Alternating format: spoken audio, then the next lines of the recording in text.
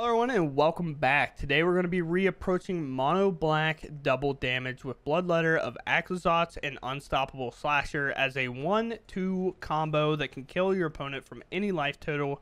It does not matter. So the reason we're coming back to this deck over playing like blue black or something like that is the Pro Tour often suggests is pretty good. Are the Worlds, is Worlds and Pro Tour the same thing? I'm pretty sure it kind of is. I think Worlds is Worlds a bigger event? Because Vegas is the biggest con, I think, that they run. Maybe it's not as big as Amps. I don't know. I'm going to talk about the Magic the Gathering deck we're playing. So, basically, from Worlds, what we've learned is Unholy Annex, along with the Demons, are incredibly good and very, very strong.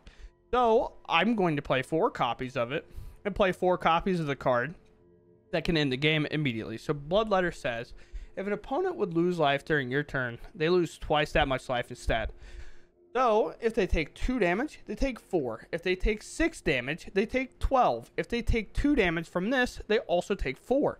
So, it's very, very cool. And then we gain only 2 life. It doesn't do anything with life gain. So, other than that, we have Unstoppable Slasher in the deck. This says whenever it deals combat damage to a player, that they lose half their life rounded up. So, this is how it kind of does it. They can be at 1,563,000,000 for all that matters. Unstoppable Slasher hits, they lose half their life. Bloodletter sees that, and then they lose half their life again. Or whatever number that Unstoppable Slasher says. As long as the creature that does, or the ability does, say they lose half their life rounded up, it'll always be a one-shot kill with Bloodletter of Aclazotz. So, outside of that, what is our plan? Absolutely, it's to stay alive. So we have cut downs for 4, 2 Anoint with Afflictions, 3 Go for Throats, and a Sheoldred's Edict to get around things with Ward, as we're not playing Nowhere to Run in this deck, which maybe you could argue play Nowhere to Run and just sacrifice it a bit, so Ward and Hexproof and things like that don't matter. I would be in agreement. I just personally played a Sheoldred's Edict, I guess. Now that I say it, maybe you can just swap that right now, because that seems fine. But either way, this can also hit a Planeswalker, which is pretty important. So other than that, we have a big Duress discard package. Duress and Deep-Cavern Bat along with Liliana. Duress, we can take any non-creature, non-land card. Deep-Cavern Bat can take any non-land card, and Liliana can make your opponent rip their hair out. So that's very cool. And Liliana also fits into the removal package. Unstoppable Slasher, you can argue as removal as well. It's just a 2/3 reoccurring Death Touch creature. And finally, Unholy Annex to obviously grind out the games, because this card is apparently broken. At the beginning of your end step, draw a card. If you control a demon, each opponent loses 2 life. That's the kind of life loss that we talked about earlier. And you gain 2 life. Otherwise, you lose 2 life. Now, a very important thing here. Bloodletter. It is a demon, but for some reason, if it wasn't, if our opponent loses life, it doubles. So we have no fear of accidentally losing 4 some type of way. For some reason, it's not a thing. Outside of that, we are just a mono black shell. We play 2 Fountainports. If you have 2 of these in your opener, Bloodletter is the only card you will not be able to cast if that's a problem. Cavern of Souls always typically names Demon, unless you really have to get a card on the battlefield. You can just name Zombie here, I guess so, but then that makes these kind of harder to cast, especially Bloodletter. But outside of that, we're going to go ahead and hop into the games. If y'all enjoy, please consider subscribing. Other than that, let's go game. For first, our hand's pretty good. We'll keep. I mean, double removal here with the Liliana on the back end with an Unholy Annex, which works incredibly well with Liliana.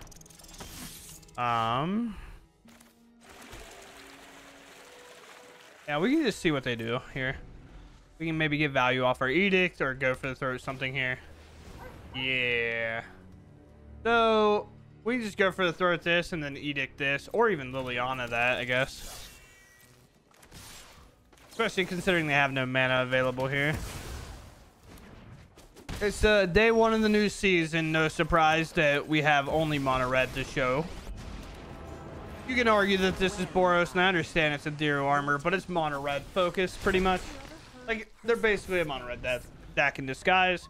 But Edict's still good here, and that's kind of why we prioritized to go for the throat. And we noticed our opponent said, I hate cards, you know. You won't be outsmarting me. Now, I think for me, it's Deep-Cavern Bat over the Unholy Annex, and we'll go for the Annex next turn. This has enchant creature control. No protection here. It's weird because, like, obviously this is good. Enchant creature you control. I think this goes away if we Sheoldred's Edict. So we're going to take this. I'd much rather take away their draw. And that's pretty, like, this is expensive, and Monstrous Rage is kind of whatever. I don't really care about Monstrous Rage that much. I kind of hope they get a creature here so I can get value off my Edict, and I feel way more inclined to, like, plus my Liliana. But no value here, it seems. Okay. Well, if they play a 1-drop, they get it, I guess. Well, I guess I could just go for this then, right? Like, we'll just take a draw. It's fine. I could plus, but I want to keep my Edict. My Edict's good, so... Edict's just better than the Lily when they're on no creature here. There's a Duress, so Duress will help me get this kind of important card. Monstrous Rage is whatever overall. Like, when we're in a situation like this, Monstrous Rage doesn't matter as much. And Monstrous Rage is obviously really good way earlier. Ooh. Yeah, that's a tough one. Well, now we'll discard this and land, I think. Take a look. Let's see this last card in hand. Protection spell. Edict gets around that. So we get rid of this. Just so I don't, like, fumble the bag on it in any point. And then we'll get rid of our Cavern. Obviously, Cavern not needed here. And Edict's just good. We attack here. And then we'll probably look to make our demon next turn. Or we can just find one, and that would also be sick. So another spell from our opponent. Make a little dude. We're gonna turn the pressure on a bit. Alright, that also turns on the pressure quite a bit. Because now this is turned on over here, and Liliana is just not gonna do anything. Because again, Edict gets around everything. Now this does 2 damage. So we're just, I would say, we're just in the waiting room now to win this game. But yeah, as we can see, I guess I ranked up. I don't know. I didn't hit Mythic because personally, I don't think it matters that much. But going first with this hand is fine, I think. We can take an important card. We could put an unstoppable card in play. Or even Liliana if need be. Oh, no surprise. Another Boros player. I'm just gonna follow my game plan. If they're not gonna put anything in play. They might have Shock for this Deep-Cavern Bat. The new so they want to have protection up. It doesn't matter regardless. They have Ruckus. Why didn't you do a Ruckus? Hello? I'm gonna take this because if they go for this creature, I just kill it with the Liliana and it doesn't matter. Why didn't they suspend a Ruckus? That doesn't make any sense. Sure, I guess. Yeah, put another Ruckus in there. I guess. Let's put a Slasher in. Because depending how this turn goes, if they play like the little rat and they go for like double Ruckus on it, I can Liliana it. They'll draw some cards, which is whatever, but then have Quadruple Menace. But I can also force them to block and then save my Liliana, I guess, if I wanted to. Ooh, Cavern. This for a demon. Now, we have options, and I think it's Liliana here. So we have Cut Down to kind of force them to do some nonsense. Where are you going? I mean, honestly, they actually didn't have a reason to concede, right?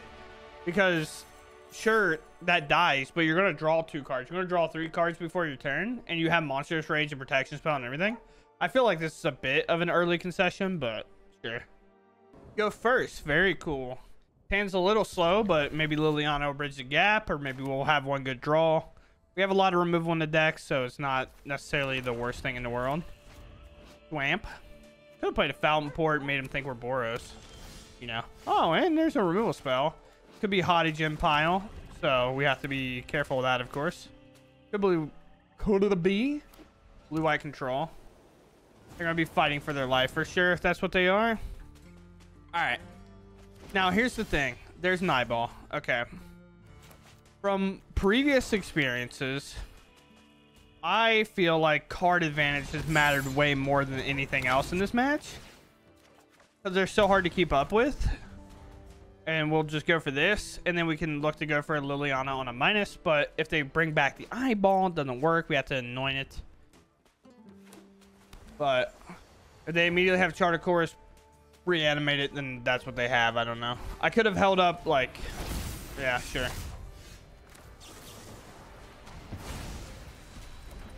We just do it now. I'm not too worried about this 2-2, unless it's, of course, something really good. It could be. Ooh. It's a really good draw. Could have waited, but... bounce spell, Charter Course moment. Those are all good. I guess this technically looks at the most. This is the most annoying card. I guess I'd take it because I want to be able to attack my Deep-Cavern Bat, I guess. Second Deep-Cavern Bat, sure. We could go for the Archfiend, or we can go for Liliana minus. This could be like a Hottie Gen or something, so we have to be careful of that. And these don't protect against Liliana, which is kind of one of the reasons. No, you got an eyeball or something under there? No, it's just 2. I think they would have flipped it if they had something. So we go for a bat, and then we make them decide what they're doing right here and now. And then we can Lily minus if we want. Oh, you have an eyeball in your hand. How many cards you got in there? 3. They might go for eyeball next turn. Interesting. I'll take the creature, I suppose. Do I hold the go for the throat for them to hard cast it? Probably not, right? I think I don't know. Maybe I do hold the go for the throat. I think I do. It sucks, but I'm not so unsold. Because they'll get to it this turn. I guess. Maybe. I guess, no, they'll get exactly to it, right? It'll be a little off. I guess worst case scenario, I just Liliana or go for the throat this, I suppose. They can obviously go for Moment of Truth, which puts this card in there, plus another card that puts them at 5. And that's enough. No, 6. Ooh. 1 short. But they can always go for Charter Course because they have the additional land as well. So they can definitely just like play it this turn. We have them about where we need them. We actually have to get them out of cards and hope they're going for Moment of Truth, like 1 card at a time, pretty much. But yeah, they have to go for Charter Course here or something. We let this 2 happen first. Maybe they have a protection spell or something. I don't know. Or like a counter spell. There's a lot of options. No. Okay. Yeah, I think I just wait. Could be a No More Lies.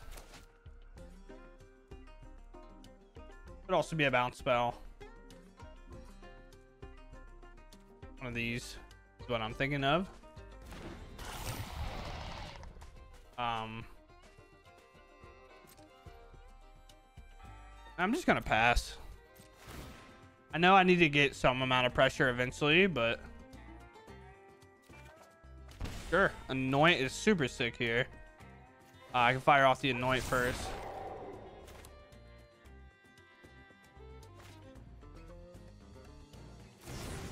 Oh, they... Why?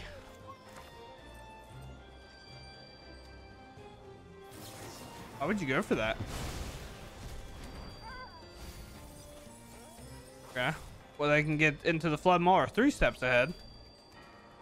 Go for the Flood Maul, sure. Probably looking to bounce the Archfiend. I could have went for like a go for the throat so I'd done more damage.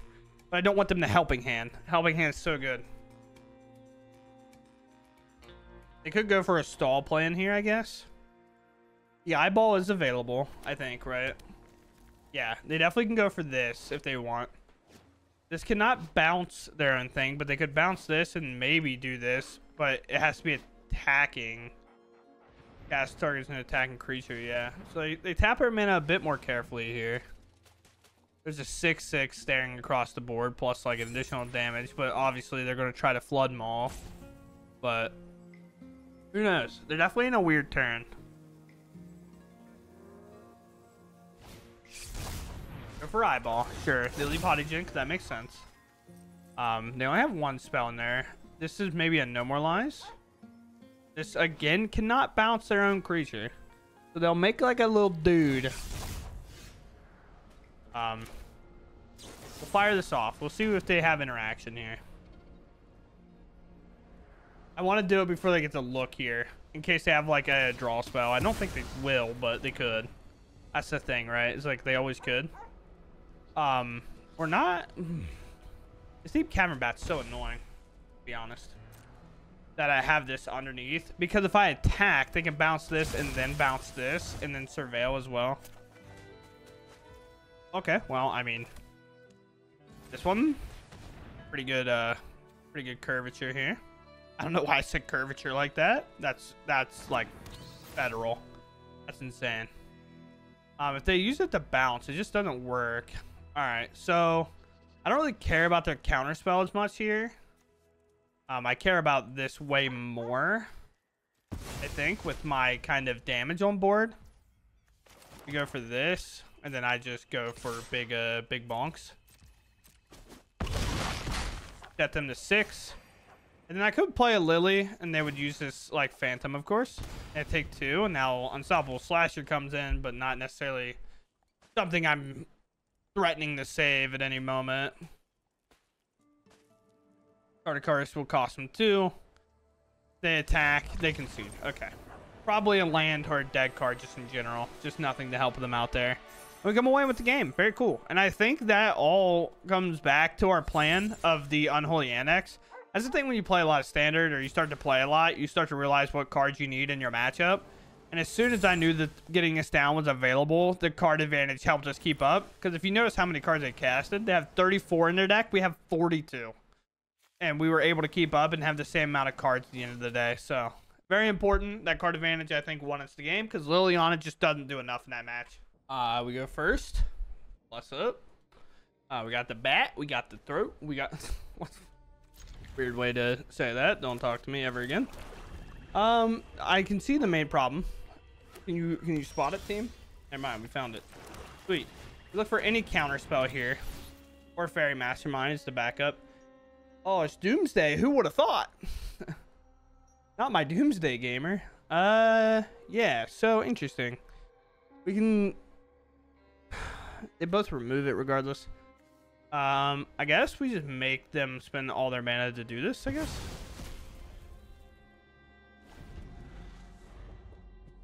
Here. They play the one land we knew about. Okay. I heard they played the one card we didn't know about, but sure. No Fairy Mastermind in there right now, so we could go for Slasher. But then Jace comes in and kind of eliminates that plan. That fine? Because I mean, that's like what they have to do. They can also cut down it, I suppose.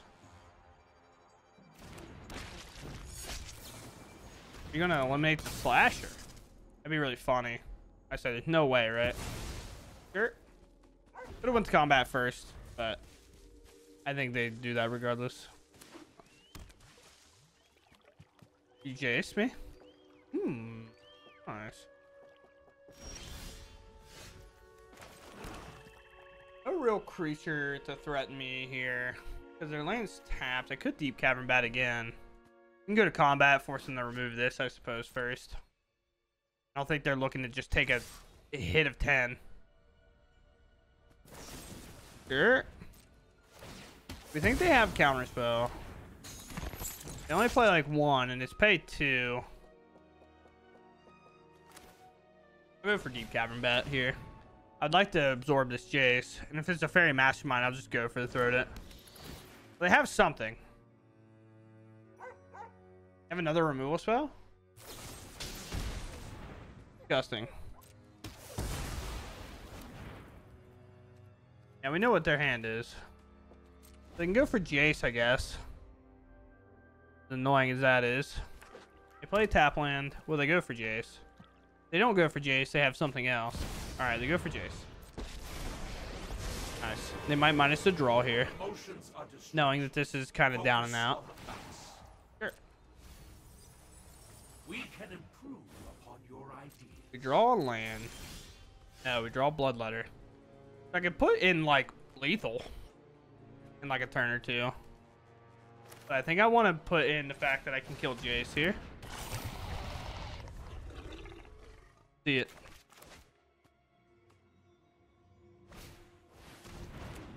That's a card. You got. Bro, are you kidding? Like, stop drawing perfectly. It's like the only way it gets there. It's so annoying. Alright, so that's unlocked now. So now I go for Bloodletter. No, do I?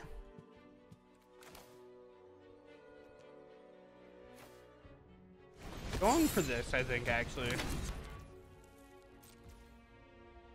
I could remove this, but I'd much rather do it on their turn. Liliana is actually a good pickup because I can start hitting their hand when my hand's empty here. A land would be best, so I can, like, do my stuff. Go for this. Don't let them make a decision first. Or get an extra card draw, especially if they're missing a land. Looks like it, maybe? Jace dying or plussing? It has to plus, I think. Alright, sweet. There's an Archfiend. But now I can Liliana the Veil minus get rid of the Archfiend. Yeah. I don't know what they have, but they got stuff, you know. They gotta have something. This Jace is just super annoying. I swear I can never just answer a Jace. It's like my kryptonite. There's a cut down, sure. Cut down can pick up some small things. But again, Liliana will be good. They minus now. Okay, makes sense. In our deck, this is just such a hard card to answer.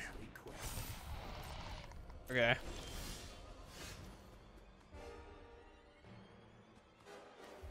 I guess plus here. I'll get rid of one Archfiend, I suppose. They only have 2 of those, so they might have a second one. I'm unsure. I could always play an Archfiend here, because then I get to hold up a cut down. So we'll just pass. And now they'll take a little bit of damage here. Sure. That resolves. They plus on my Archfiend and attack with their Archfiend, then I just kind of let it happen, I guess. Like, you can throw a block, I guess. It's just that weird thing where it's like... it's pretty hard to beat. Yeah. Yeah. Could have a disfigure. They go for Liliana. I'm not allowing that, of course. You just have this, like, weird trade. And I think this Jace is going to plus on my slasher. I lose the exchange by 1, I guess. Lily can minus. Jace is going to plus again, because it kind of has to, right? Lily can obviously minus, and I think that might be the play. Is it the play? Or do I just threaten, like, a lethal play? Or I can just make another 6/6, I suppose, and then plus on their hand. And put them in top deck mode. Oh, they also have this. We have to watch their land. But if they go for their land, I feel like way better if Lily dies because of that, I guess. Let's make her 6/6 here. Let's plus. Maybe get rid of this cut down. No, cut down, please. Yeah, there's the other one. So this deck only plays 2. So if they're playing the exact Pro Tour list, that is no longer a concern. This combo is no longer a concern. Because I only played 2 of these. And we know how our gamers are. Now, I do have just, like, potentially a Jace Mill win con. It could be a deadly cover-up. Like a weird thing. But Duress, sure, you get my Unholy Annex. Which they would have got a cut down before, so they concede. Alright, sweet. They lost their other Doomsday, and they think the deck can't win outside of that, I guess. But it definitely can. A Jace 1/5 is scary. You can just mill, but sure, I had fun, man. Alright, going first again. It feels like today is my day to play Magic the Gathering, that's for sure. If we draw a land, hand's great. Like a less than a 50% chance, but not by much. Cottage Empire. No, it's Sleep Curse Fairy. You have an out to that card. So let's Deep-Cavern Bat first. Let's go take a look at the protection. It's blue-white as well. Ooh, interesting. Honestly, let's try to make them commit to maybe playing this ethereal armor. That'd be sweet. Interesting build. I actually kind of like that. I just don't know if it's that great. But we definitely need a land. We need a land more than almost anything. They should go for a Valgavoth Slayer and probably, unless they have a 2-mana spell, which they could, obviously. It could be a thing. Or they could pay 2 mana into that. We're gonna wait, see if they do. And we'll Sheoldred's Edict. Let's see, just make sure they don't have like a no more lines or something stupid. Okay. Each opponent sacrifice a non-land creature. We get that off the board, which is nice. And we have a lot of removal for like this. Again, just need to find a land. Would have loved to play the Unholy Annex there, but now we have to answer this thing at combat, and we'll have to play the Annex next turn. We just need to run them out of creatures and slow them down a bit. I wonder what I have. Yep. Let's just do this one. They have 2 draws lined up there. Like, we just can't obviously let that happen. Maybe if we only had 1 cut down and 1 Anoint, based on what this deck is, I probably would have gone for a Anoint there, so I'd be more mana efficient if I hit a land. Like, for example, like this is a good example of that. What do you have? Oh, Sheltered by Ghost and a protection spell. So I guess I just take the protection spell, right? It's like that's the one I can't beat in this scenario, where everything else is beatable. Like if they play a creature and they try to put a Sheltered by Ghost on it, I just cut down it, or I just Anoint. They have to find another protection spell, and until then, I'm gonna hit them with 2 bats. The Batmans. A Duress comes in. Okay. Let's move to combat. Let's attack. Let's just keep playing with 3 mana, I suppose. They don't play any land. There's a Sheltered. Sheltered's awful. If I do ever go for the turn of Unholy Annex, I want to do it with 4 mana, so I have to cut down. I would like for them to go for something here, and they do. Now, they'll get a draw here, and there's nothing I can do about it, as you will see. They'll play this. That's why they've been holding it. Before the draw, we will Anoint. Kind of following the same game plan as we talked about. But yeah, we can do nothing about that. Land drops happen automatically. There's no point in which it's on the stack that I can interact. The only time you get priority is if a trigger happens that allows you to. So we'll go for Unholy Annex here. We'll start drawing cards. We'll have our engine online ready to go. We're all the way at 27 thanks to these bats. Conveniently enough, their exact life total we've taken away, but now we're at 25 obviously because of this. But my turn. Now the math just changes. We go for this. No land in play. That's a problem. Maybe they finally hit a counter spell. What a time. What a time to be alive, dude. What a time to hit the counter spell. It's really funny. But yeah, we'll just continue to sit at 25-ish. We have a cut down. It can now grow, but they're hitting lands. This could be another counter spell, I guess. We'll do this. We'll move to combat. We'll hit for 2. And then I guess unlock here. Then they'll go to 7. There's an Archfiend. And on 3 mana till the end of the game here, we did pretty well. Yeah, and that's just nothing they can do. Hall Creeper, they could obviously have no more lives, but then it's lethal on board in the air. There's nothing they can do. Unlucky. They don't play a ton of lands.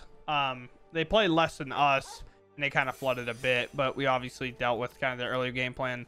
I like the Sleep Curse Fairy in this deck, especially with something like Sheltered by Ghosts. It's just such a hard creature to remove. That's very cool.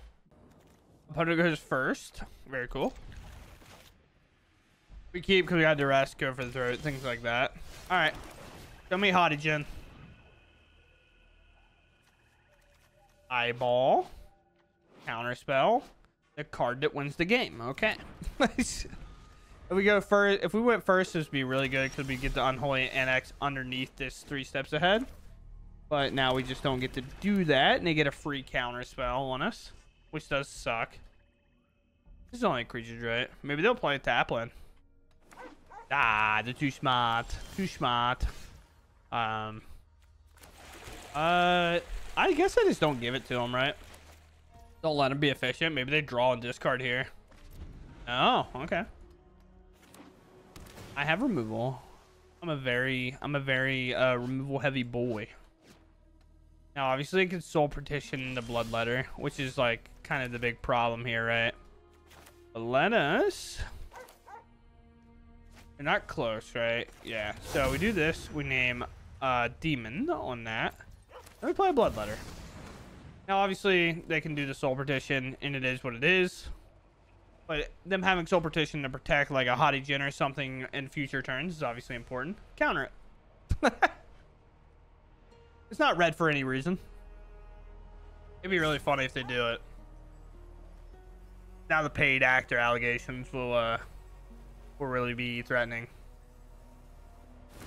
Oh, I really wish they would have done it, though. I would never escape the paid actor allegations.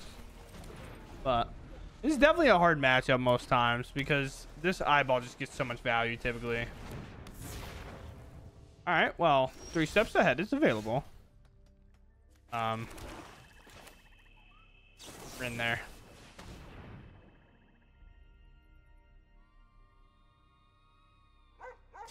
Do I let this resolve? Here's the thing, right? We talked about this the last time we played this deck. I think card advantage is key, so I'm actually going to prioritize playing this now and go for the removal spell later. Ooh, close. Now, eyeball is obviously not available. Another land. If this is a dead card, we're very happy. Or if it's a No More Lies. But it could be a helping hand, I guess. There could be things it could be.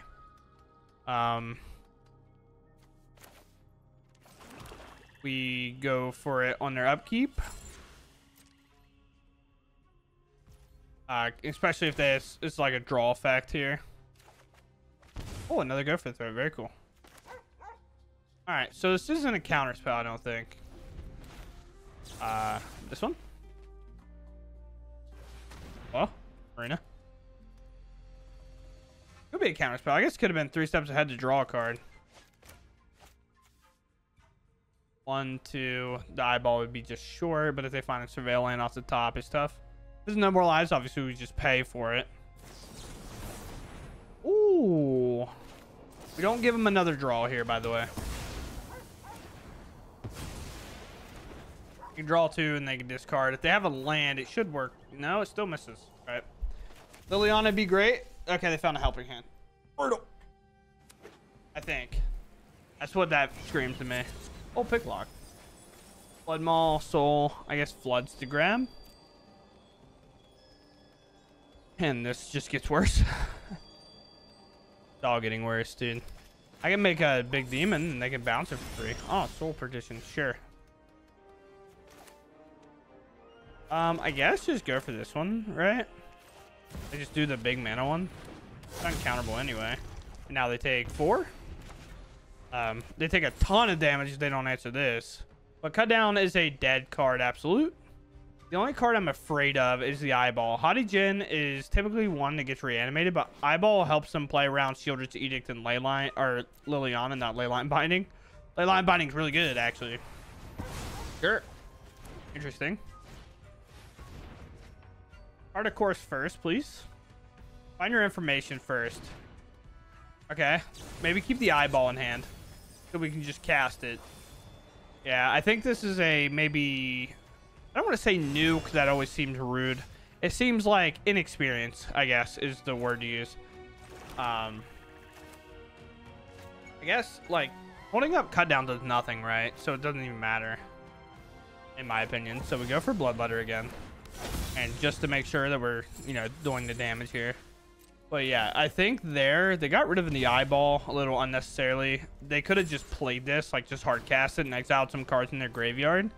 But it's the thing when you pick this deck up, the Haughty Djinn pile at least, that you're like, oh, I have to reanimate the creature. Just like our Phoenix and Pioneer. Just cast it for its alternate casting cost, and that's called 3 mana. They have 16 cards in there. 1. Yeah, I mean, just 1, 2, 3, 4, 5, and 6. Like, just that easy. Sure. You have lethal lined up, for sure. Because they don't have counter magic available. They might even helping hand or whatever, but 2 becomes 4, then becomes 8, and then we have Anoint to exile the creature if they play it. But, sure. And we just... Now they finally reanimate and we remove. Game. Yeah. Yeah, it turned that they got rid of it. If they would have just cast it, I think they have a chance. because then I have to like remove it in an awkward way, or it gets its triggered off.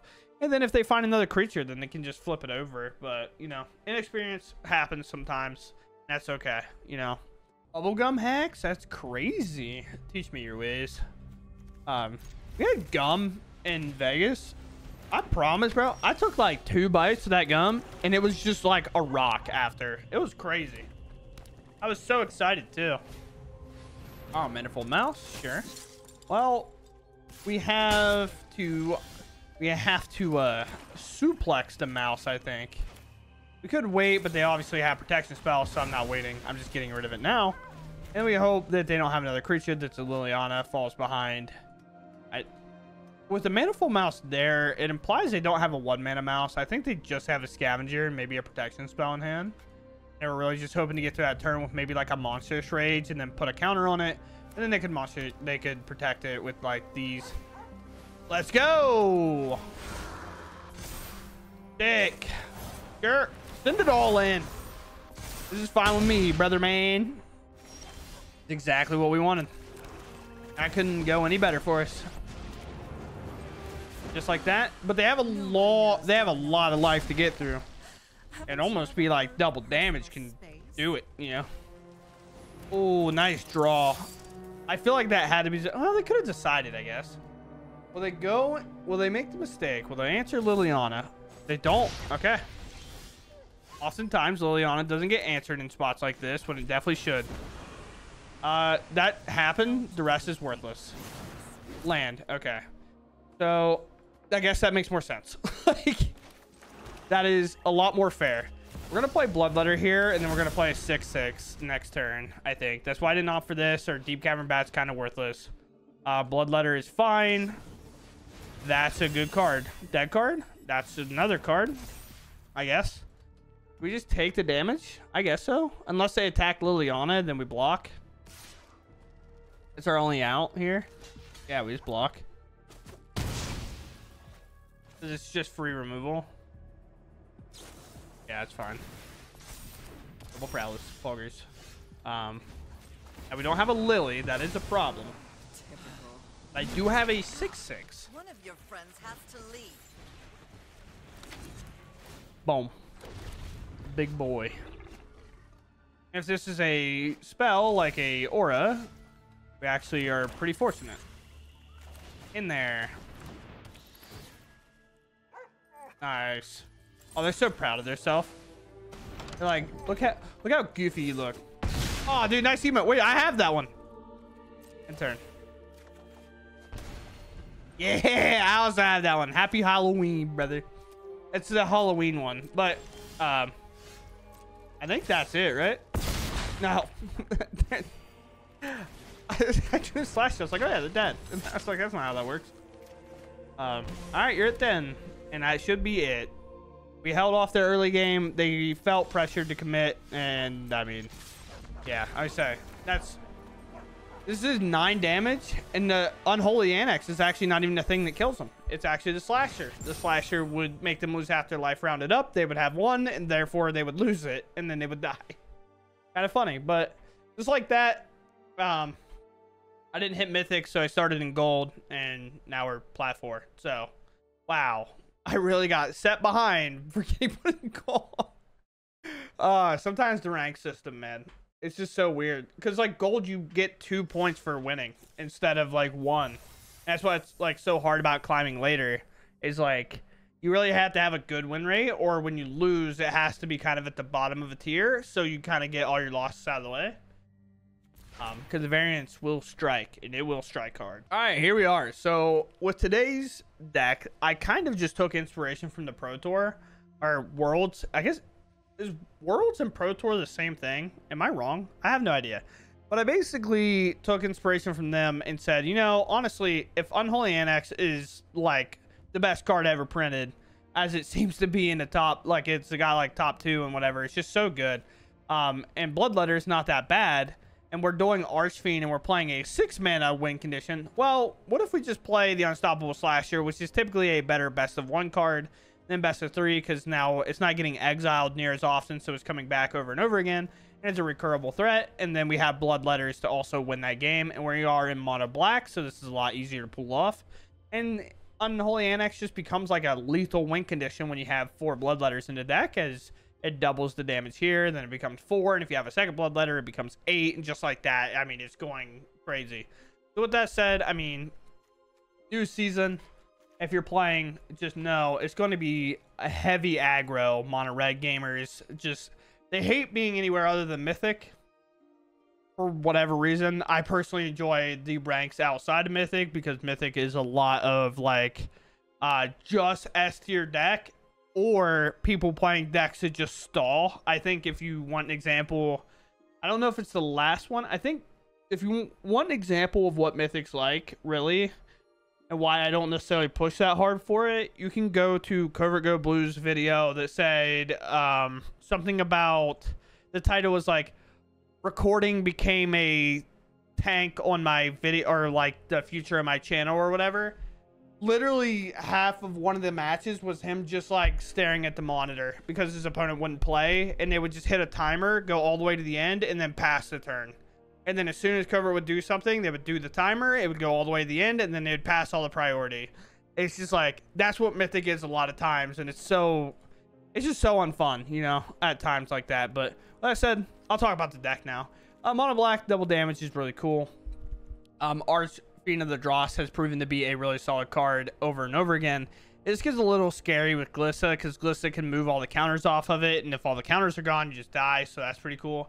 However, Rakdos might come back with Harmless Offering being a card printed in Foundations, and getting to play like Greed's Gambit and give it to your opponent, or getting to cast this. Or they gave us the black card that's like got 4 modes on it, and the last mode says you lose the game. And that is a hard thing for a lot of decks to deal with if you're just not ready, and we have a Harmless Offering on the board. So very cool. Other than that, I mean, it's just a cool deck. I like this deck a lot.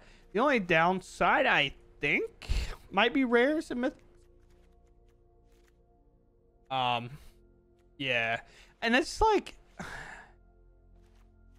this is honestly what I hate about like not necessarily being a free to play channel, is because like it's so hard to evaluate the kind of rares and stuff to say it's like a budget deck. But it is 9 mythics, and it is 8, 9, 10, 11, 12, 13 rares overall, and the rest is common uncommons. So it is kind of budget, I would say. Like, it's not super budget, but definitely not like a blue black mid-range list that's just every card's a rare. So I mean, you can take it as you will. But with that said, I hope you all enjoyed the video, and I'll catch you in the next one. Thanks for watching, and goodbye.